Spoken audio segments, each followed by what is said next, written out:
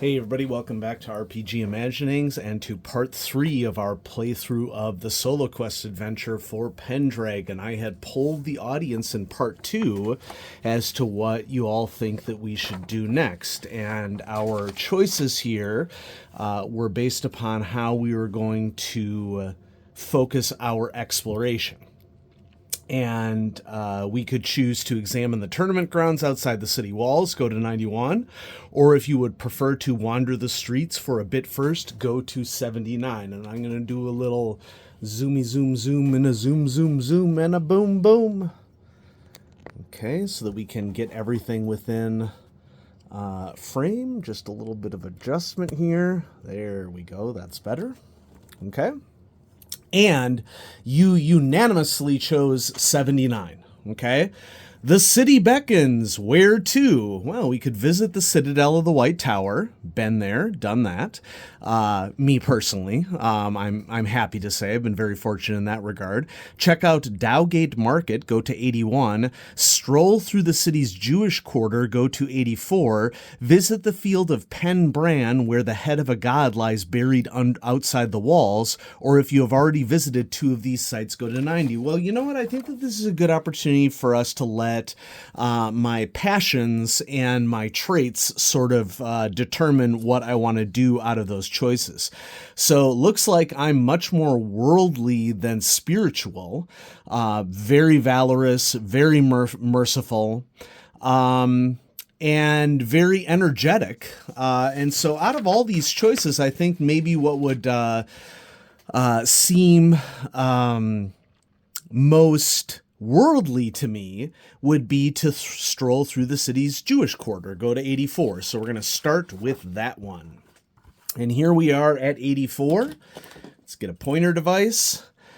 Londinium is a cosmopolitan city indeed. Sir Ector mentioned that the city even has its own Jewish quarter, and you have come to see it for yourself. As you walk the quiet streets of the quarter, you realize that your half-formed expectations of seeing some kind of slice of the Holy Land here in Londinium were woefully naive. This looks much like the rest of the city, perhaps a bit more prosperous than some quarters, but otherwise unremarkable. The people on the streets speak the same language as you, wear the same clothes, and seem to be much the same. As you stand taking all this in, you are startled by the splash of water right next to you, soapy bathwater. Looking up, you see the face of a horrified young woman looking down at you. Moments later, she rushes out of the house. "I cannot apologize enough," she says, genuinely remorseful. "How can I make it up to you?" Choose between or roll forgiving versus vengeful. You may choose which to roll first. If you succeed at the first roll, do not roll the second. All right, so would we want to choose forgiving or vengeful? We're going to go ahead and roll against forgiving first. Okay, and once again, this is a D20 roll under system. So first roll, 19, I did not roll under forgiving, so I failed my forgiving roll. Let's roll vengeful now. Also failed vengeful. Okay. If you choose or succeed at forgiving, check the trait and go to 85. If you choose or succeed at vengeful, check the trait and go to 86. If neither roll succeeds, you may choose how to act. So neither of my rolls succeeded, and so I'm going to go ahead and choose forgiving and go to 85. You assure her that there is no use getting so upset over such a simple mistake, but the maiden, who introduces herself as Joyette, I think, insists on inviting you inside. "My father was just calling us to the midday meal, and I insist you break bread with us." Over your protestations, Joyette leads you into the townhouse where you meet her father, Samuel, as well as her 3 siblings. An hour later, you leave with your belly full of delicious food, promising to pay a visit whenever you are back in the city. That's nice. Check hospitality and go to 89.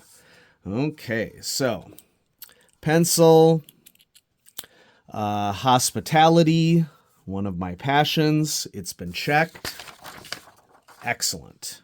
289. The city beckons. Do you wish to continue exploring it? Remember that you have to be back in time for supper. If so, go back to 79. If you have been here before, check reckless. Otherwise, go to 91 to take a look at the tournament grounds. I want to explore. And the reason is because I am energetic. And so, and also proud. And so I'm going to continue to explore, and I'm going to go back to 79. There's no reason why we shouldn't just, try to mix it up a little bit here. And maybe that reason is that we'll find out some consequences of that philosophy in this role-playing game. Doesn't hurt to try things out. So we strolled through the Jewish quarter. That resulted in something possible. Let's check my religiosity.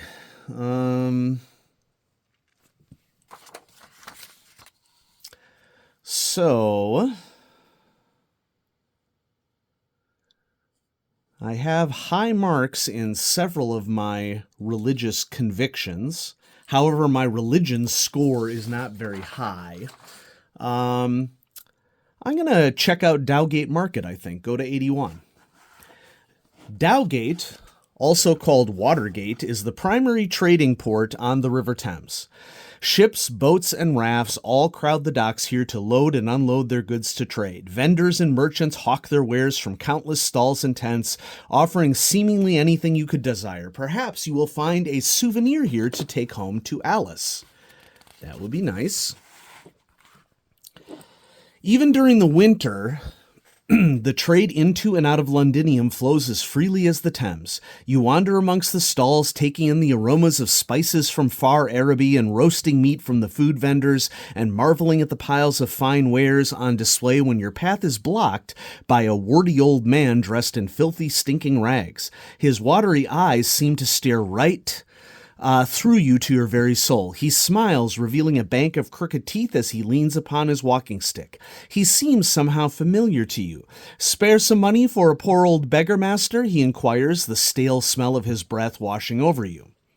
Well, I'm going to go ahead with my highest trait right now, which is merciful, and go ahead and give him a silver penny. I love this artwork right here. We sort of have a sepia tone sketch. Looks great. Gosh, I love that. That's just great artwork. I would hang that in my home. Okay. Give the beggar a silver penny, go to 82. You reach into the purse hanging from your belt to fetch a penny, only to find nothing in there. At some point while you wandered the market, some sticky-fingered thief made off with your money.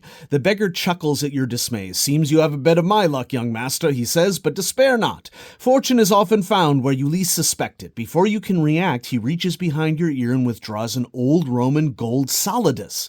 Keep this, do not spend it, and you will come into wealth many times its value. You begin to stammer your gratitude when you are interrupted by the cry of an alewife. You stay away from that child, Merlin, you old coot, she says, barreling in between you. We don't need any of your devil-spawned sorceries here. No, we do not.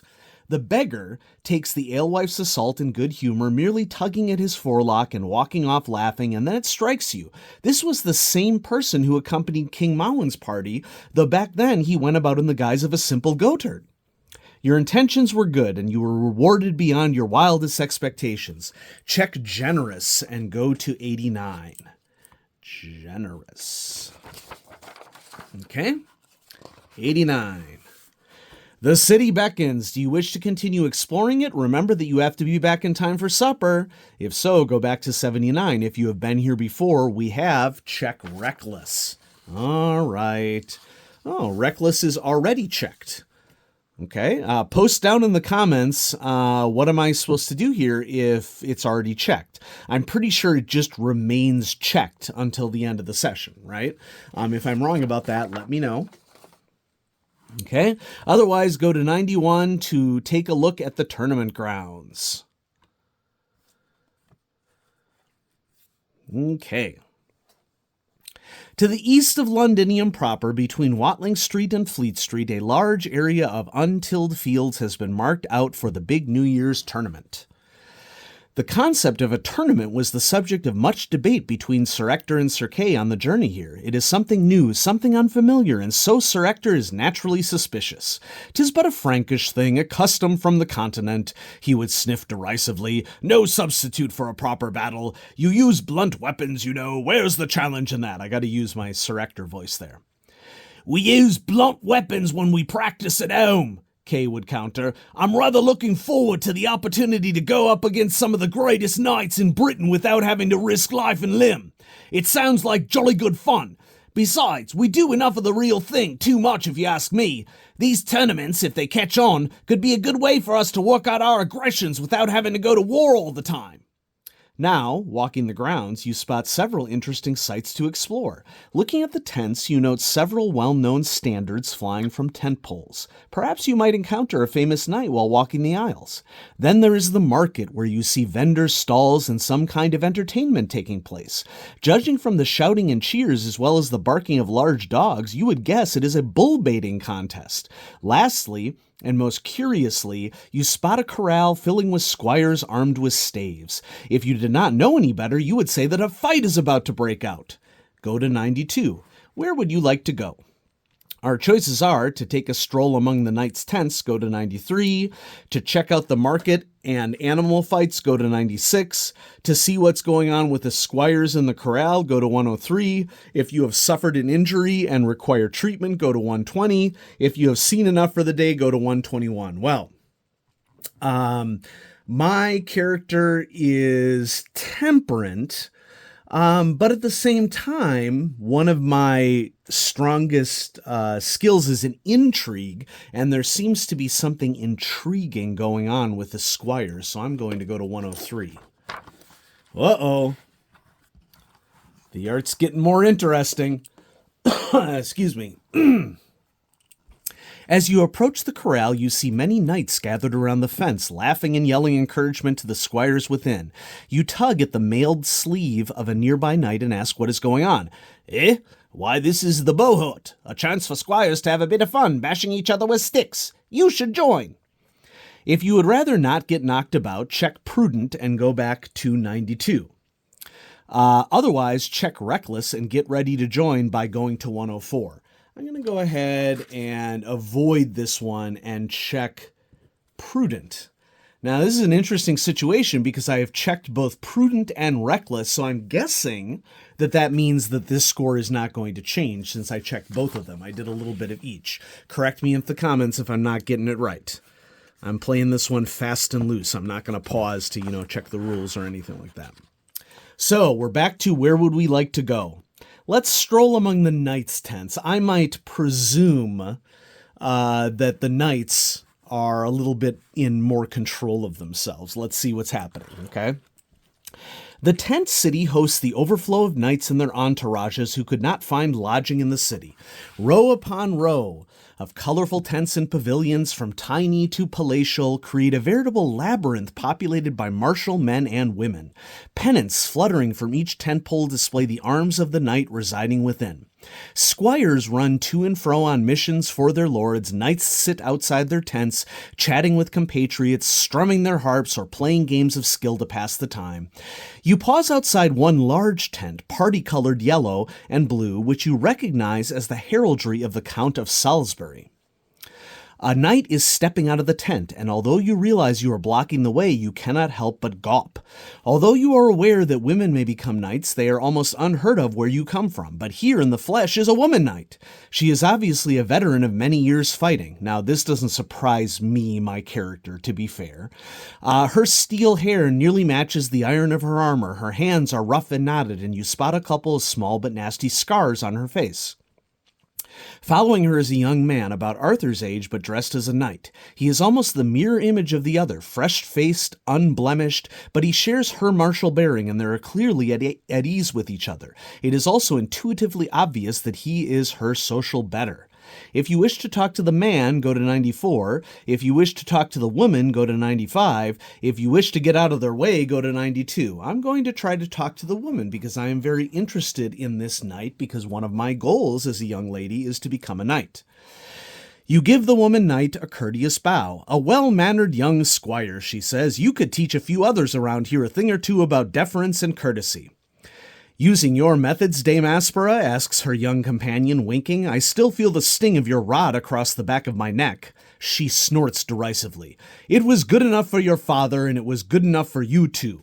Nonsense, you fought alongside my father, you never tutored him. No, but we still taught each other much about the ways of the sword and lance and what it means to be a knight. Those lessons which raise welts and scars tend to last longer than those that do not. Fair enough, I suppose. Before you can stop yourself, you blurt out a question. You served under King Uther, then? Asper's face grows grim. 2 kings, in fact. I first swore my sword to King Aurelius, the Pendragon, may the saints preserve him, and his brother Uther, yes.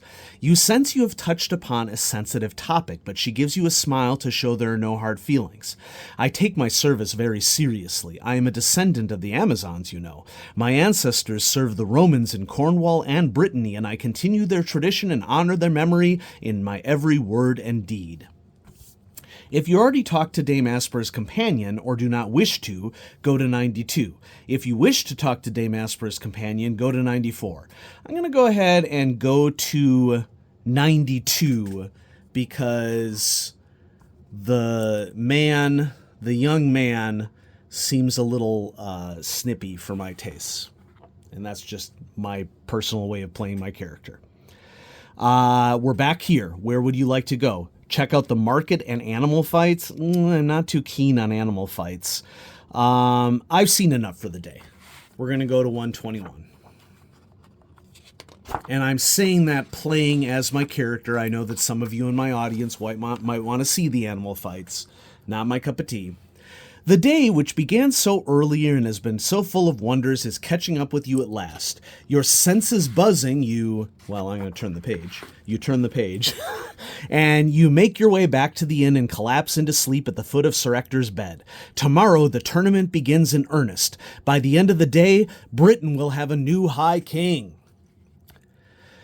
The day, number 122. The day dawns overcast and cold, but the city is already up to greet the weak sun. Such is the excitement for the New Year's tournament.